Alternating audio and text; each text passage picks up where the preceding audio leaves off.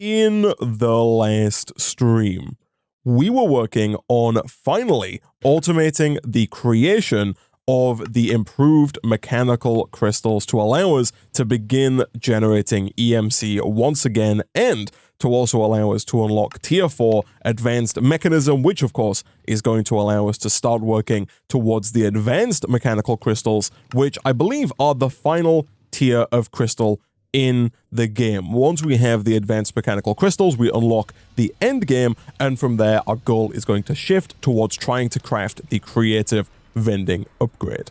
Now, I say finally automate. However, if you watched the last episode, you'll know that this is not quite yet fully automated because of the fact that we are not automatically sending fuel to our blaze burner. And so that is the first thing that I would like to rectify right at the start of today's stream.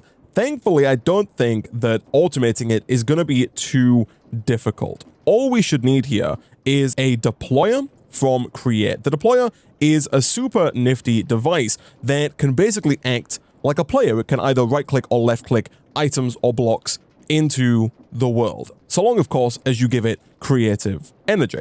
To make it, we need one electron tube, we need one brass hand, and we need one andesite casing. The andesite casing we should have. The brass hand we don't have, however, I'm fairly certain that I did make a bunch of extra brass sheets when I started making all of the electric motors, and so we can take those and drop them on our mechanical press. We'll come back to that in just a second.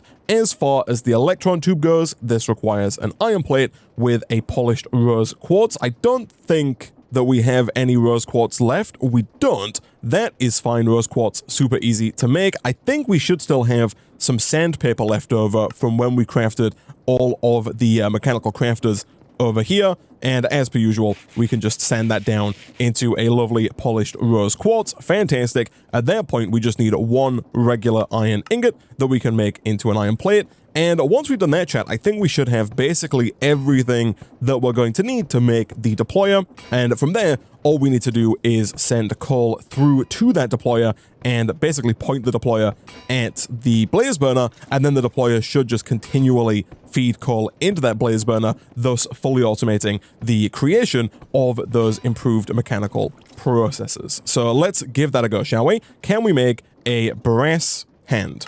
We can. Can we make an electron tube? We can. And then finally, can we make a deployer? We can. Nice. Okay, so let's take that and then let's place it over here. Now, it does need to be about one block away. I think if I do this and just shift right click it on the bottom there, I think that's too close. As you may have seen in the ponder screen here, it needs to be one block away. So with the deployer here, this gray block is unreachable, but this highlighted green block is where it can deploy. So I think what we're going to have to do is try and grab that, place a block between the deployer and the blaze burner, and then place the deployer up against that block like so. That should, I think, deploy into the blaze burner. And so from there, all we should have to do is get some of our kinetic stress down into that blaze burner. Now, I think it's going to look better if we do it from the back, although we might have a pipe in the way there. Let me quickly check here. There's a pipe right here, which is unfortunate. Although actually, yeah, I'm probably going to want to rotate this so that it faces like that. There we go. That's what I want, because then we can move up through the floor.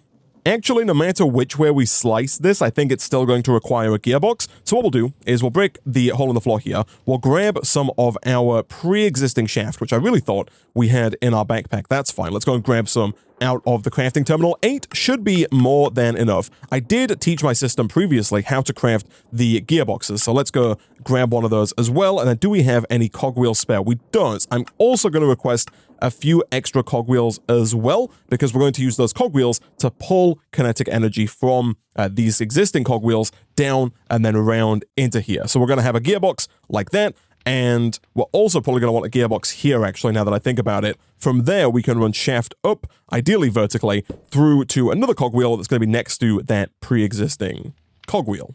So we're going to have one horizontal gearbox like this. We're then going to have one vertical gearbox like this. We can then run shaft up from that vertical gearbox round and to the pre-existing cogwheel. So we're going to go up like this, and then when we get here, we can just place down this cogwheel like so, and that should send a rotational energy down and around to the deployer, and we get the artificial intelligence advancement as well. From there, if we do something like this and we place in another low retrieval module, we can then specify that we want coal to be sent to the deployer, and as soon as that deployer receives its first bit of coal, it's going to deploy it up onto the blaze burner. Look at that. So now coal is going to back up in the deployer. It's going to have a full stack of coal in there. As per usual, it's probably going to be a good idea for us to put a stack limiter in there just so that the Pretty Pipes network doesn't end up sending too much coal unnecessarily, but it's going to back up on coal. That coal is then going to be continually deployed to the blaze burner.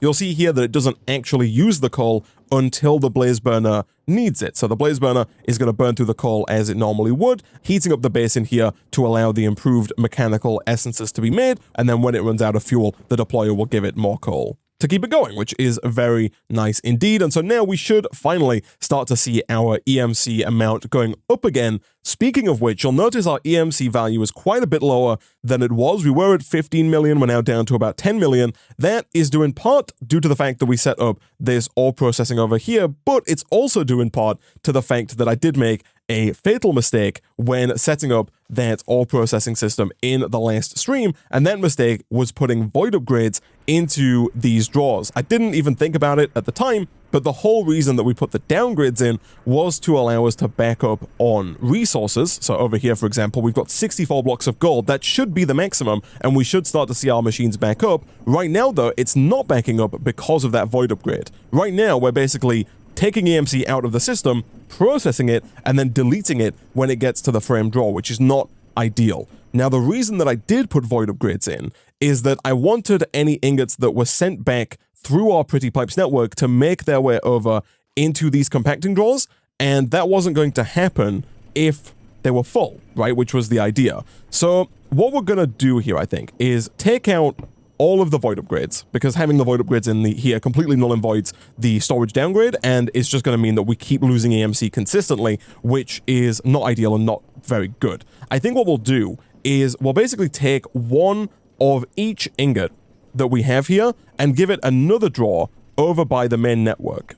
Over here, we have a few spare compacting drawers. I think we'll give every resource another compacting drawer. And so basically what should happen is we always have a stack of blocks worth of every ingot, which is 576. So we should always have 576 of each individual ingot. Whenever we want them, they'll get pulled from here.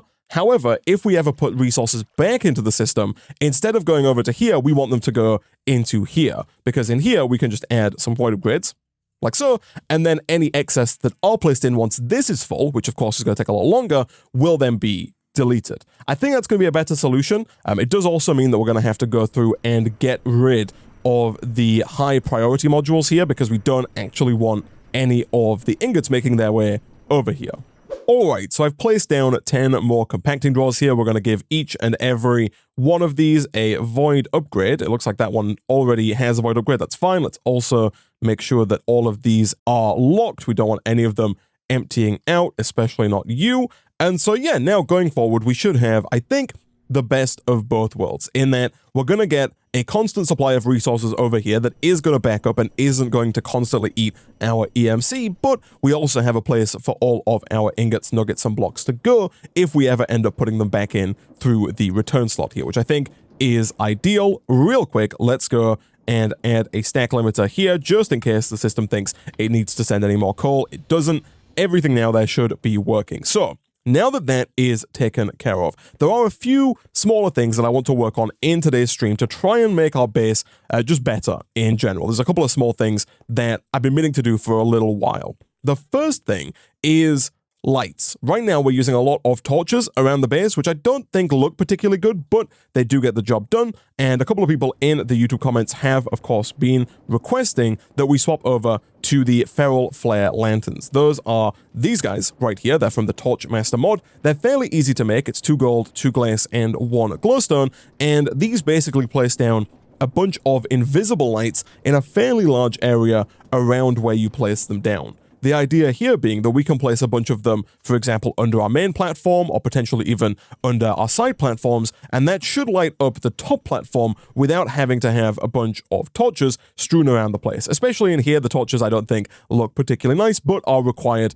in order to stop the mobs spawning. As I said, thankfully they're fairly easy to craft, so let's find a spare slot in a crafter. I'm not going to use this one. This one's being used quite a bit for the dominant effigies. I'm going to move over and use another one here. Let's quickly teach that how to make the feral flare lantern.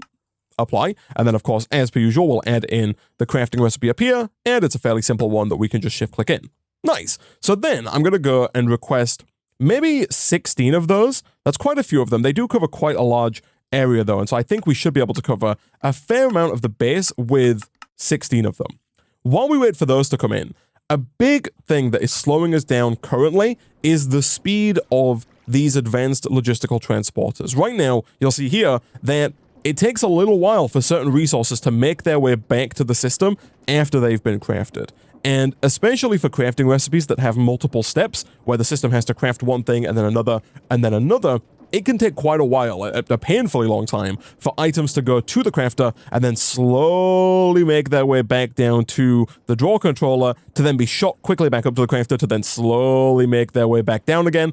And so I think what I would like to do is see about upgrading these advanced logistical transporters to ideally the highest tier possible. That, of course, being the ultimate logistical transporters. To make that happen, we are going to need another metallurgic infuser. We could steal the ones that we already have, hijack those to make this happen, but I think it's going to be easier if we just make a fresh one or two here, and we'll place those down over by our other machines. We'll put them down here and here. Along the same lines here, I don't want to get too distracted, but we could also definitely do with teaching our system how to make the speed and energy upgrades from Mechanism. Because we've got a lot of Mechanism machines. Ideally, we would like to make all of them faster and all of them more energy efficient, or at least have the option to make them all faster and more energy efficient in the future. So if we just quickly encode both of these recipes, I do think we're also going to have to teach our system how to craft the osmium and gold dust, but that should be fine. That should be as simple as adding a few slots to the crusher here. I'm just checking it doesn't already know how to make these. It does know how to make gold, so we just need to teach it how to make the osmium dust. This here is a perfect example of why we want faster machines, especially for the crushing factory and the smelting factory. Both of these guys are part of our auto-crafting setup, and so right now if we request, a stack of stone, it takes a while for the advanced smelting factory to make its way through all of that cobblestone and turn it into stone. Having the speed and energy upgrades is, of course, going to make that substantially faster. And again, as you can see here, the osmium dust has yet to make it back. There it is. I saw it just as it entered at the last second. Let's take that. Let's also take our feral flare lanterns. Let's teach the system up here the osmium craft, and then we'll probably go ahead and request maybe like a stack of both of these, a stack of speed and a stack of energy upgrades, which might sound like a lot, but it's only 8 machines worth of speed. It's not really particularly fast, but let's give it a go. Do we have what it takes to request a stack of speed upgrades? Start. We got 38, which is not quite a stack. I'm wondering what the bottleneck is there. Let's try the same with energy. Again, 38. Interesting. There must be something that's limiting us there. If I try to request another stack, do I just get another 38? 32, and then here, 32. Interesting. I'm not quite sure what the problem is there, but we are going to get, I think, over a stack of speed and energy upgrades any second now. While we wait for those, let's see about putting some of these feral flare lanterns down. So if we press F7, we can turn on the light overlay, and that's going to show us the current areas that are not well lit. And there are quite a few of them around the base. So if we go ahead and get rid of all of the torches in this room, we're going to start to see that the whole area becomes filled with those yellow crosses. What we should be able to do is place these feral flare lanterns down underneath the platform, and that should, in theory, light up the entire area. So let's give that a go. Let's place a couple of these underneath the platform here. I think we'll do them like here. I think that should cover a large amount of that side. I'll place another one maybe here. Let's do the same over here. You know, I'm going to move this center one. I'll put one here, and we'll move that one just for the sake of symmetry. But what we should see up on the surface is the X is disappearing because the invisible lights are being placed down by the ferro flare lanterns, and you can see all the way out to here, we're getting rid of those X's, which is very nice indeed. The same can be done over here. Of course, you could put these up on the surface if you like the look of them. I just think for our base design here, I'm going to try and hide them under the platforms, but much like the other ones, you'll see here that it's already starting to place down those lights. It does take a little bit of time to fully place them all down. You'll see over here, it's got rid of X's that are quite far out, but over here, it's not quite got there yet. It will slowly but surely place all those X's down, and you can see, look at that, they're disappearing. And so now I'm just going to go and do the same thing, basically all around the platform to see if we can't fully get rid of all of the torches that we currently have. All right, so 15 ferro flare lanterns later, and I think that that is basically all of the little X's around our base gone, so every area now should be lit well enough at least to not spawn mobs going forward, and of course it also lights up the area for us to use without having to rely on all of these torches all over the ground, which is very nice indeed. So now that that is taken care of, let's pivot back to seeing if we can't upgrade these pipes to make them just that little bit faster. Over here, we did manage to get a whopping 6 energy upgrades and 6 speed upgrades at the time it took me to do that, which is not particularly great, although I have a feeling that that could be due to the fact that we don't have a slot on the wall for either of those. If we do something like that, we might start to see those coming in. It's also just quite possible that the metallurgic infusers over here are not very fast. Yeah, they're really slow. We've got a ton of iron that we're trying to work through, and it's going to take a real long time for that to happen at the current speed. You'll see a lot of this here is quite slow. Thankfully, we do have 22.5 hours locked away in our time in a bottle, so we can make a lot of this quite a bit faster. Although, of course, the idea is that we shouldn't have to be using our time in a bottle manually to make all of these machines run at a bearable speed. So we'll probably look at upgrading these to their factory variants today. And, of course, we'll also look at filling all of these up with speed and energy upgrades. To make any of that possible, we're going to need higher tier alloys. The higher tier alloys are going to require diamonds, which we have over here, and obsidian, which we have over in this drawer here. So if we take both of those, we should then be able to, I guess, also take some redstone and some iron, because we are going to have to make a couple of the basic tier alloys. Also, over here, we are actually running out of iron. Like, we're using it quite fast. You'll see here that we've only got 13 blocks of iron, where we've got 64 blocks of gold. When I came on earlier, this was actually just completely empty. And so we are using the iron quite quick, at least compared to other resources, so we should also look at making these machines a bit faster as well. But let's take some iron from here for now, and let's see if we can't make some higher tier alloys. So the basic tier is pretty simple. We just take the redstone and we put in the iron, we make that a little bit faster so it's bearable, and that gets us the infused alloy. If we want to upgrade an infused alloy to a reinforced alloy, we have to process that infused alloy with diamond in the left slot in the metallurgic infuser. Now, unlike redstone, you can't just put diamonds in. You do have to either crush them or enrich them first. Thankfully, we have our enrichment chamber ready to go.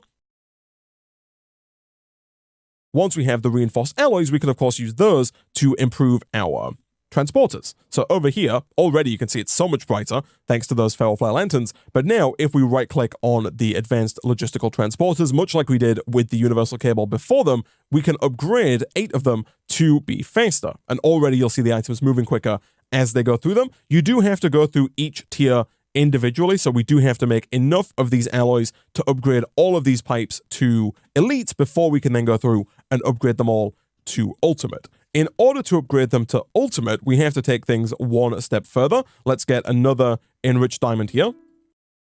Let's also steal some of those speed and energy upgrades, which I did just see flying through into here. Fantastic. Let's do this, this, and this. Putting in the speed upgrades without the energy upgrades is going to make these terribly inefficient, but for now I think we do have more than enough power backing up here, so we should be good to go. But in order to get the ultimate control circuit, we have to create the reinforced alloys, and then the atomic alloy requires that previous reinforced alloy, but this time with refined obsidian in the metallurgic infuser. Refined obsidian is also made in the metallurgic infuser with obsidian dust and diamond. So what we can do is we can put our diamonds in here to get the enriched diamond. We can put our obsidian in here to get obsidian dust. It's not made in the crusher, it is made in the enrichment chamber. From there, we can put the diamond back in, we can put the obsidian in, and that's going to process that obsidian dust into refined obsidian dust. We can then take that refined obsidian dust and either place it directly back in the metallurgic infuser, or if we want to be a bit more efficient about it, we can place it into the enrichment chamber to once again octuple the amount of refined obsidian that we actually get inside of this metallurgic infuser. So boom and boom. And there we go. We have 4 atomic alloys. We can take those atomic alloys, and if we right-click them onto the pipes yet again, that should make all of these pipes even faster. And you'll see now, as soon as the items move through there, they're going very, very quick. And so if we can upgrade all of our pipes to the ultimate tier, that is going to make all of our auto-crafting much, much faster. And I have been told by the Twitch chat, you'll see we have like one rogue one over here, that the way this works is if you right-click on a pipe, it will search all connected pipes for any that it can upgrade. Let's see if that's true. If I right-click here, yeah, you'll see that this one here wasn't connected, but it got upgraded. And a few over here also got upgraded. This should, if I right-click here, also upgrade that one as well. And it totally did. Nice. So you don't have to worry about lining it up perfectly. You don't have to worry about any inefficiencies in terms of the alloys. You can just right-click and it will scan all of the connected pipes, no matter which pipes they are, to try and upgrade them to whatever tier it is you're right-clicking on. So now I'm just going to quickly make a couple more of the elite and ultimate alloys and see if we can't get all of these pipes upgraded to this ultimate tier. All right, and not too long later, we now have all of our pipes upgraded to the ultimate tier. They're all now running significantly faster, and so we should start to see things like our speed and energy upgrades coming in much, much quicker. Speaking of which, I probably should have put the first batch of speed and energy upgrades into the metallurgic infusers that are making more speed and energy upgrades. So let me quickly steal a few more of those and see about making these metallurgic infusers over here a bit faster, because this is still chugging away trying to make all of these infused alloys. Let's do this and that. That's going to make that a lot faster. But of course, we can take it further as we've done in the past, and we can upgrade this to its factory variant. For that, we just need an installer. Boom. Let's put energy upgrades in here, here. We can put them in here and here as well, I guess. How many energy upgrades do you have in? You are already max speed. Fantastic. Okay, so we do still need some more speed upgrades, but that shouldn't be a problem. And now that our system is done making those speed and energy upgrades, we should be able to request things like the advanced tier installer much, much faster. Nice. And you know what? In fact, just to make our lives that little bit easier, I feel like we might as well go ahead and just teach the system how to make each of these installer tiers, so that going forward, I know we've got a lot more mechanism to come. We're going to get deep into the advanced mechanism, of course, in this questline here that says advanced mechanism. And so we are going to need, I think, quite a few more of these installers, and we're going to want our mechanism machines to be as fast as is humanly possible. So let's install you over here like that, and let's quickly request a couple more of these crafting modules. We are out of oak logs here, but this is thankfully another one of those situations where we can just add another EMC link to the bottom of our platform. Down here we have our EMC links for glowstone and for cobblestone. If we just add one more to the bunch and we have you making oak logs, we should then be able to set that to extract.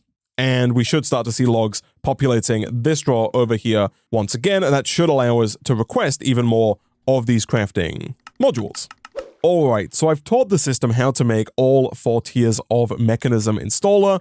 Obviously, it's not going to be able to make the elite or ultimate tiers just yet, because we don't have 2 more metallurgic infusers set up for diamond and refined obsidian crafting. That is something we are going to do in the not so distant future, but for the time being, it should mean that if we request, let's say, 1 basic and 1 advanced tier installer, that both of those should come through to the system fairly quickly, and then we can potentially use those to upgrade our other metallurgic infuser, the one over here that's used to make steel, again, nice and quickly.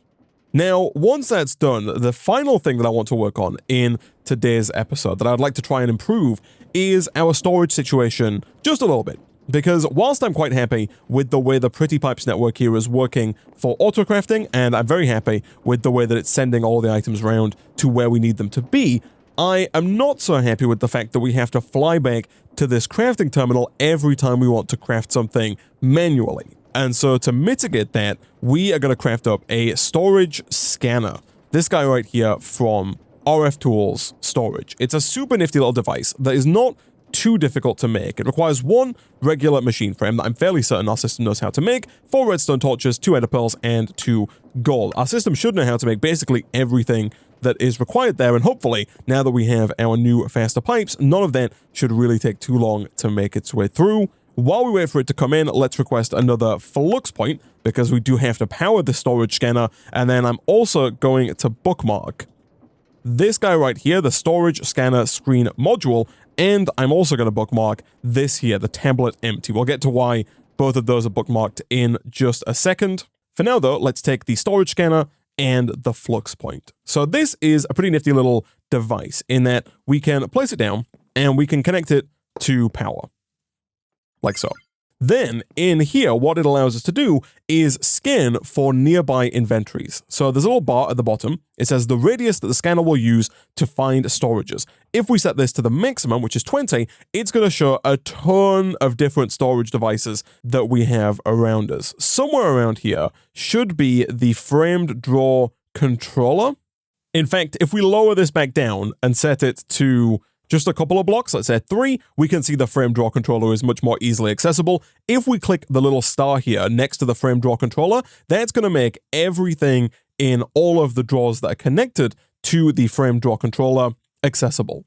And by accessible, I mean that we can grab some. So we have gunpowder here. If we left click, we're going to take a stack of gunpowder. If we shift left click, we just take the 1. So it's kind of inverted to how it normally is, but if you shift left click, you take 1 item. If you just left click normally, you take a stack of that item. And they transfer instantly from wherever they are into our inventory, which is fantastic. You can then shift left click to send items back through to where they came from, and then we'll go back into the framed draw controller.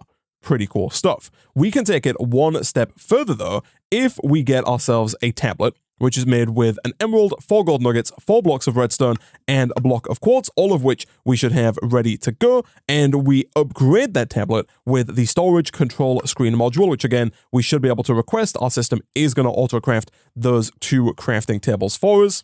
Good stuff. We can then shift right click the storage screen control module onto the storage scanner. That's going to link it to that storage scanner, and then we can place that module into the tablet. Again, shift right click on the tablet, place it into any of these slots, and then now if we right click with the tablet, we have that same screen which has the same access to everything that the storage scanner has access to, but we can access it anywhere in the world, so long as the storage scanner is loaded. So if we right click over here, we can see that we can still left click on the gunpowder and we get a stack of gunpowder. This alone is going to make our life so much more easy, because going forward, if we're working on something over here and we need something that's in our storage system, we can just request it. We're still going to have to go back if we want to request that something be auto-crafted for us, but for a lot of the smaller crafts, this should do. Now, you may notice a slight problem with this. Actually, a few slight problems. The first problem is that right now we're only scanning the draw controller. That's not ideal. If we make this a little bigger, we can of course add all of our chests to this, and then we can click on all routable, and now everything from these 4 chests is also available wirelessly wherever we are in the world. But the things that we're not able to access are our ingots. All of our ingots, all of our blocks, all our nuggets are over here, which I think is too far away. This has a 20 block radius, which I believe means 20 blocks in each direction, so effectively a 41 by 41 cube around it, but these guys over here are too far away. Now, I think we can actually rectify this via the use of XNet. So XNet is a super nifty mod that allows you to move items, fluids, energy, gases, all kinds of stuff around through one universal cable. And the important thing to note here is that both RF Tools and XNet are made by the same developer. So these 2 mods kind of interconnect quite nicely. So to make this work, we're going to need an XNet controller. This is made with 2 redstone repeaters, 1 redstone comparator, some redstone, iron, gold, and another one of those machine frames. It looks like our system does not know how to make redstone repeaters. We'll request 2 of those. It also doesn't know how to make redstone comparators. Let's request 1 of those. From there, it should know how to make everything else. It does indeed. So if we hit request, that is going to come into play. And what we should be able to do here is connect up all of the storage drawers over there to the XNet system, which is going to require quite a bit of cable. But if we can make that happen, I think we can add them to the list of routable storage devices inside of our storage scanner, and therefore make them accessible no matter where we are in the base. So let's take the controller, And then in terms of the cabling here, we can use any of the different colors. There are a bunch of different colors. They all do the same thing. There's red, green, blue, and yellow. Blue I find generally to be the easiest just because of the fact that blue dye is so easy to make. We don't have a ton of string, although of course, as per usual, we can get a ton of string using industrial hemp fiber. From there, let's shift-click in the recipe and request 1, 2, 3, 4, 5. We'll say 5 of those. Actually, let's go for 6, 7, 8, because 5 is just over a stack. 8 is 2 stacks, so that should be 2 stacks of network cable. Now, in order for this to work, I'm fairly certain that we're going to need the advanced connectors. There are 2 types of connectors. You guessed it, regular connectors. Again, they come in the same colors, red, green, blue, and yellow. And advanced connectors, again, in the same colors. We're going to go for the advanced blue connector here. The regular connector, super easy, blue dye, redstone, gold, and a chest. Let's see if we can get that crafted. We can indeed, fantastic. And then let's see if we can't upgrade that to an advanced connector with 1 ender pearl, 1 redstone, and 1 diamond. And in fact, I think to show off how this works, I might need a couple more of these. So let's just quickly craft, let's say 2 more advanced connectors. Okay, so now that we have some connectors, let's see if we can get this to work. So what we're going to do, we're going to break the flux point. I'm going to put that flux point down right about here, just because the controller from XNet also needs power. So what we're then going to do, just as a proof of concept here, let's get a regular old Minecraft chest, and we're going to place that down right about, let's say here, a little further away from the controller. So the controller itself does need a connector. We're going to put that down like so. And then the chest also needs a connector, the storage that we're trying to connect. And again, this is unnecessary because of course the storage scanner can scan this, but the idea is that imagine this is all the way over there, and we're going to connect this blue connector to those compacting drawers to make them accessible. So to connect these up, we just use regular network cable like that. And then the storage scanner is the final piece of the puzzle. This also requires a cable. So this is obviously a work in progress. Let's do that and that. All of these are now connected to the XNet system. And so in here, before where we have the storage scanner, it used to start at 0 and work its way up to 20. Now if we go down to the bottom, you'll see that instead of saying 0, it says XNet.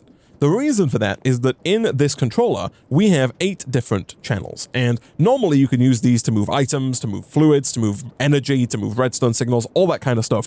But one thing that you can also do is move storage. If you create a storage channel, so you click on the channel that you want to use, we can use channel 1, we select storage up here, and then we click create, that's going to create a storage channel. From there, we can see all of the things on the left here that are connected to our XNet system. So right now, we have our chest, our storage scanner, and our XNet controller. The chest, if we click on the button next to that, we can click create, and by default, it's going to be marked as an inventory. The options are inventory or storage. We're going to mark it as an inventory. Then we're going to go down to the storage scanner, this guy right here. We're going to click create again, and we're going to mark this as storage. Now, back in here, you do have to move this bar, so you have to kind of move it up and then back down to XNet, but now you'll see that the chest is on the list. So if I were to go ahead and put some stuff in here, like the Aeternalis fuel, you'll see that now when I click on this, the Aeternalis fuel is there. And more importantly, if I were to open my storage scanning tablet, that Aeternalis fuel is there. Now, the downside to this is that I don't think that you can combine the XNet ability and the storage scanning ability, because I believe as soon as you move up, you lose access to the XNet chests, although maybe you don't actually. I see that that's still there. If I bring this down to anything other than XNet, that is still showing.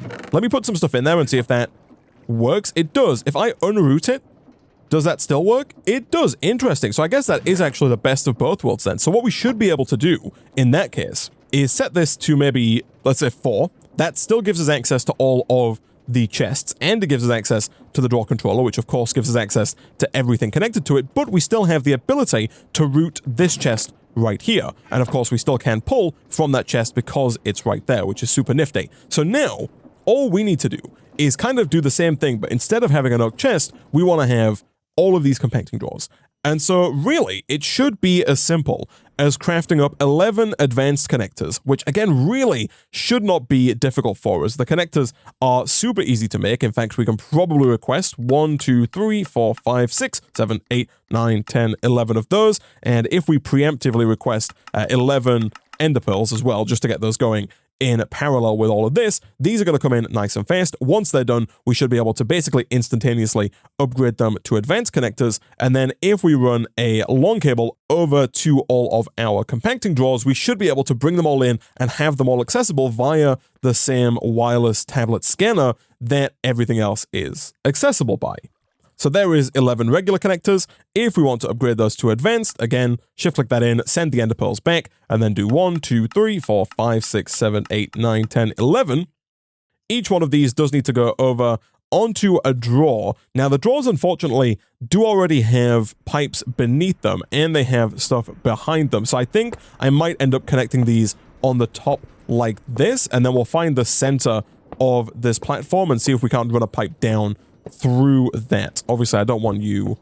Whoops, I'm losing all of my marbles today. That's fine. We have more marble in the system. And in fact, we can potentially just go and grab it from here. It's not marble. It is concrete. I keep forgetting that it's concrete. But there we go. There's a stack of concrete. Previously, we would have had to fly back for that. Now, we don't have to. And of course, we can send that back without having to fly away as well. I'm going to break this with my hand just because the Morningstar is way too fast. And then 64 cable is going to be more than enough to connect all of these up.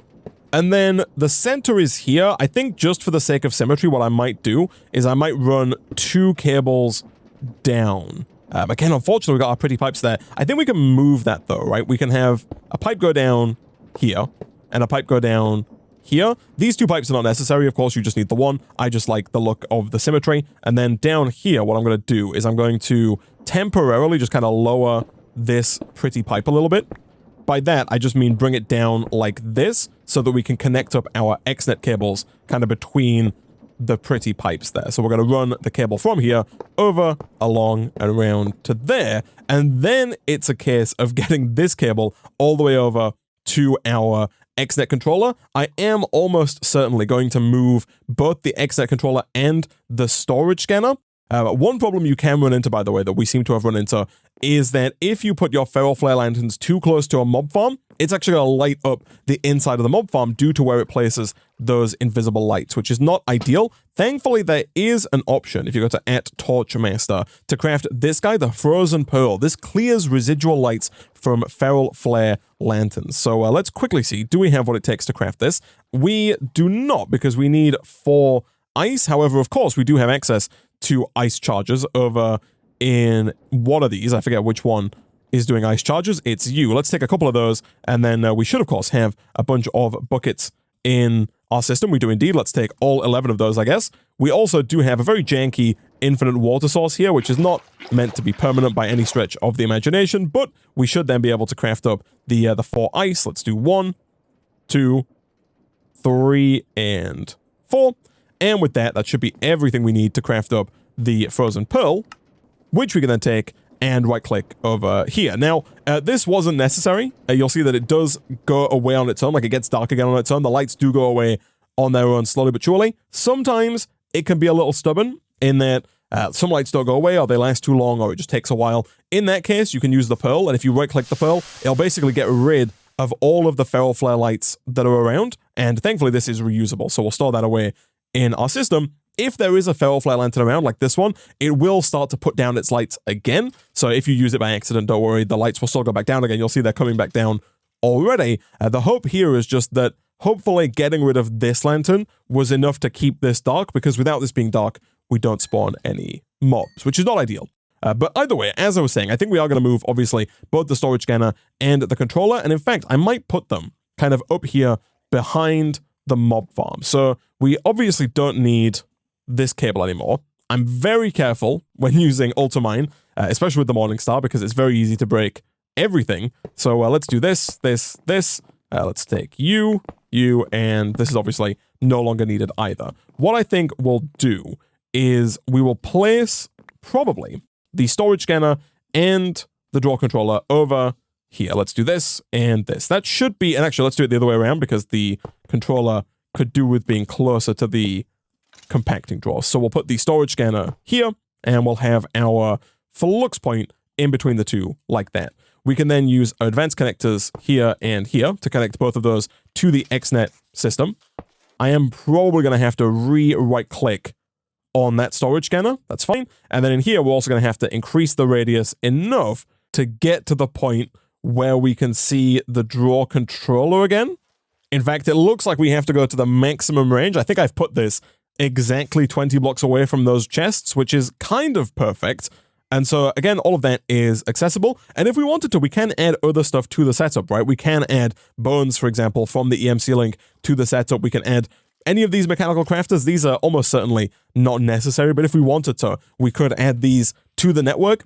It's probably not ideal, like you can pull out of a metallurgic infuser, but for the most part, you don't want to be doing that because you want to keep what's in there, right? You don't want to be taking it out and using it to craft. That would just mean that the simple storage network would have to send even more coal to make even more of the enriched alloy. So let's run this all the way along and back over to our controller. I'm fairly certain that there are ways using XNet to kind of wirelessly transmit cabling. I see we have antennas, and there's also routers and wireless routers, which I think can be used to connect XNet up wirelessly. I don't know off the top of my head how those work. I'd have to go and tinker with that to set that up. But for now, just as a proof of concept, let's do this and, of course, this. And now we should be pretty much good to go. That's got all of these connected, so we can go through and create all of these as inventories. Once you have one done, you can click copy this connector to clipboard by clicking that button there, and usually that works, although here it's saying error. Usually you can click copy and then click paste, but for whatever reason it's not working. That's fine. We just need to go through and set all of these to inventory. Once again, we're going to go down to the storage scanner, change that to storage, and that should be good to go. Over here, let's go down to XNet.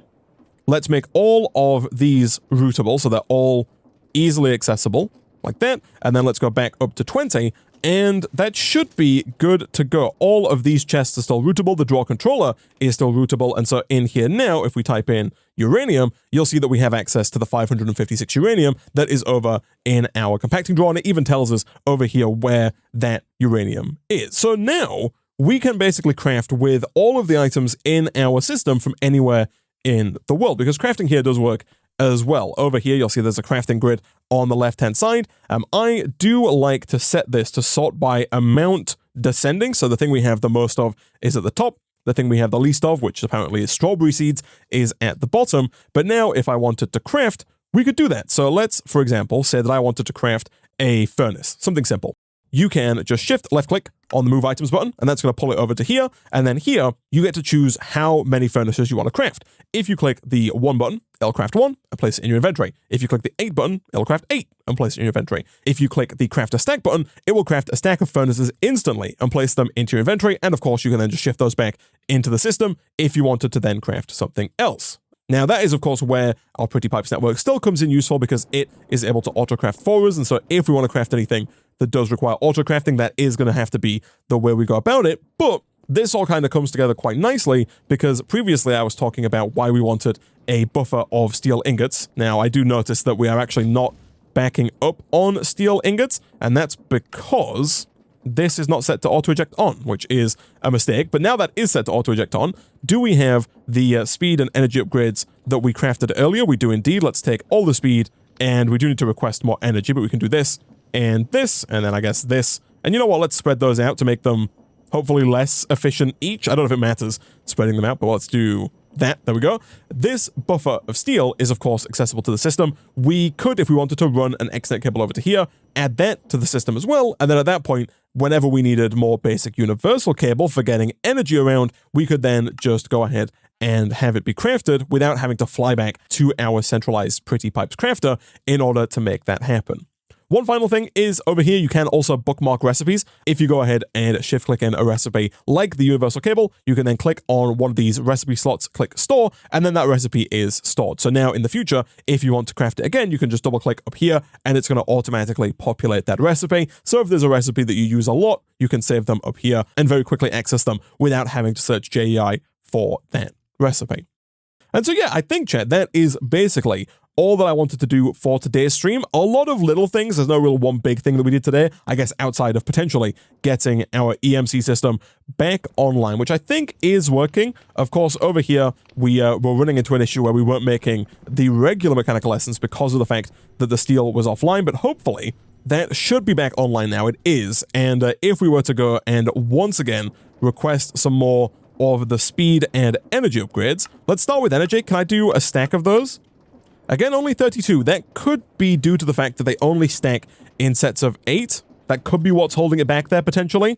But our whole system now should be a fair bit faster. Of course, we can do the same here. We can give you some speed upgrades.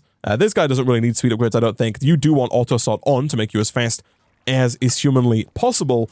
Let's steal all of these, and let's go make sure that all of our machines are upgraded with energy upgrades, because we have been going pretty wild on the speed upgrades, and I would very much so like to not completely run out of power anytime soon.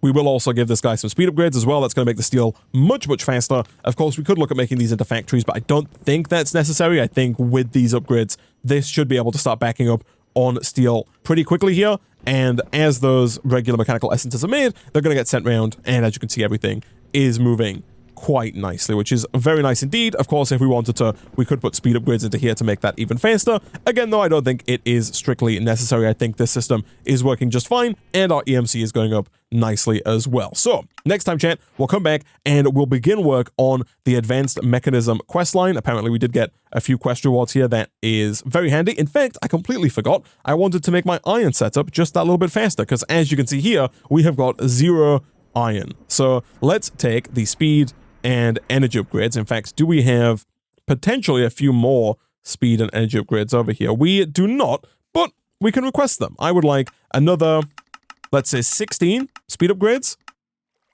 Iron, oh, it's the iron. The iron is our problem. Interesting. Okay, that makes a lot of sense. In that case, let's put this integral component into the pulverizer. And then over here, this is really what's slowing us down. Let's use our time in a bottle to temporarily make that faster to get us the iron we need.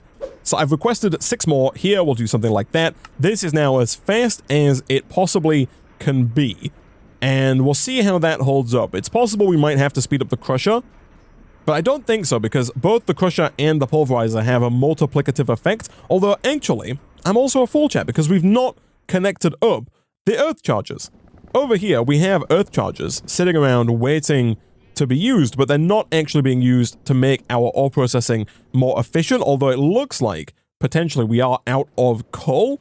Oh no, we do have 8,000 coal. Why do you not have coal? That is my bad. Between streams, I moved these pipes from the top of the machines down to the bottom of the machines just because I thought it would look nicer. But what I didn't do is I didn't change the retrieval modules here from down to up. They were set to down before because they were on top, but now they need to be set to up to actually allow them to get the coal. There we go. Okay, so the coal is now coming in. That's going to start processing with the blaze powder to get all of the different charges. And ideally, what we'd want to do then is potentially get a buffer draw maybe going for the earth charges. The earth charges are the ones we want the most of. We do have a lot of them backed up here. Between streams, I did also install the auxiliary cactus, but I don't think it works here, unfortunately, because we are still getting, I did also take out all of the sulfur, all of the snowballs, all of the niter, but they're still coming back, which is not great. So it looks like we are going to have to set up a system to kind of take out things like niter as well, because right now they're just backing up, which is not ideal. But let's see here. If we get another draw, which we do have, and we place that draw down, I'm going to break this pipe here temporarily. If we put a draw here, that draw should hopefully get earth charges. Apparently not. Apparently the extraction is faster. That's fine. Let's get the key and let's get an earth charge here. And let's make sure that you are earth charges, and we'll lock that. Perfect. From there, we can get rid of this guy who is adamant on being in our way. I'm going to disconnect the pipe here. It's going to get a little bit more janky, but if we do that, we can also disconnect the pipe here, and we can just set this to extract the earth charges. That should be basically the same setup, but now we have a buffer chest for earth charges here, which again, I'm probably going to put a downgrade in just to make sure that we don't overrun on earth charges. So let's see if we can't connect that up at the bottom, which I think is here.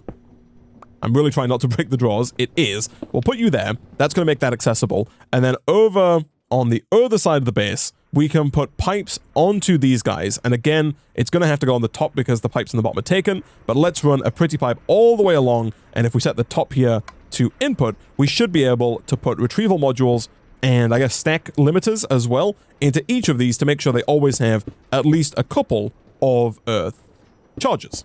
Okay, so I've put a stack limiter and a low retrieval module into every one of these. We're going to specify earth charges, and I'm going to say 3 is the number that we're going to send. We could go higher, but I don't really want to take too many earth charges away from the improved mechanical essence crafting over there. I want to have as many as we can being turned into EMC, but I do also want to make sure that there's almost always an earth charge in here.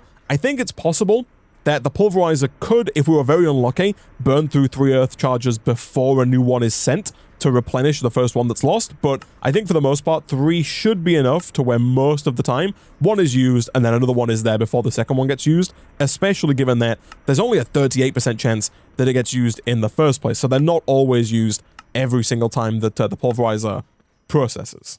So now that all of those are configured, look at that, we can see a ton of earth charges flying over to this area of the base, and we should see them all getting distributed around to all of the different pulverizers. And so now, even though it's taken a while, these should finally actually be 10x, asterisk 9.7x, or processing systems, and hopefully we're still low on iron A. That is unfortunate. It looks like the crusher is the limiting factor. It's not fast enough to keep up with the other machines here, so I guess we'll go ahead and get some speed and energy upgrades in there as well, but all of those are now being more efficient, which is good. The speed upgrades, I think, are really what we're missing here. Can I get 8 of those nice and fast? I cannot because we're out of iron, of course. All right, I'll make this a little faster with the time in a bottle here, and hopefully that will get us to where we need to be. But next time, chat, we'll come back and we'll look, I think, at starting the auto-crafting for the advanced mechanical essence. Thankfully, we already have refined fuel being made. It's quite possible, of course, maybe even likely, that we're going to have to increase the amount of refined fuel that we are making, because right now we're not making a ton, but we already have that bit taken care of. We've started to work today towards getting the reinforced alloys. We can teach our system how to get those with another metallurgic infuser. Fissile fuel pellets and blaze cakes are really the things that we're going to have to work on next in order to get towards the inert advanced mechanical essence. Those are really the only things standing in our way right now, so those will be the things we start working on in the next stream. And of course, at some point, we do also have to work on getting a fission reactor up and running, which is not only going to get us more power, but it's also required to get to the end game because it unlocks things like antimatter as well. But we'll see how this goes. Hopefully, it is fast enough now to keep up with the demand. It's really just the demand for iron, which is very high at the minute, but I'll keep an eye on it. I'll see how it goes. Next time, we'll come back. We'll work towards getting further into the advanced mechanism questline. For now, though, I'm going to go ahead and wrap up this episode of Mechanical Mastery there.